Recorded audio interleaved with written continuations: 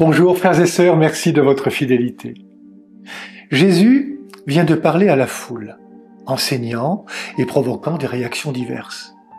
Une femme enthousiaste et admirative exprime publiquement son admiration en louant Marie pour son rôle de mère. Cette femme exprime une vérité. Marie est bienheureuse pour avoir porté et nourri Jésus. Jésus ne refuse pas cette louange, mais il l'élargit en affirmant que la véritable joie ne réside pas seulement dans les liens familiaux ou corporels avec Jésus, mais dans l'écoute et la mise en pratique de la parole de Dieu. Jésus ne minimise pas la grandeur de Marie, au contraire, il la révèle tout autrement.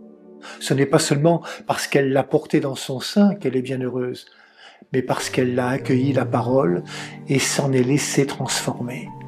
Avant de devenir la mère du Sauveur dans la chair, elle a dit dans son cœur « oui » par la foi.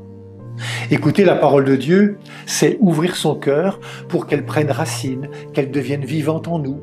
Trop souvent, nous entendons sans écouter, nous écoutons sans garder. Jésus nous invite à aller plus loin, à laisser la parole modeler notre regard, nos décisions, nos gestes de chaque jour. Garder la parole, c'est la vivre.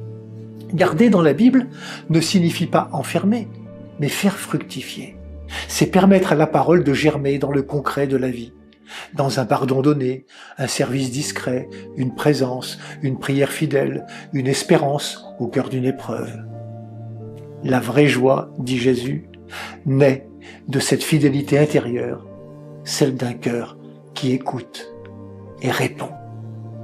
Bonne journée à toutes et à tous, prenez bien soin de vous et des autres.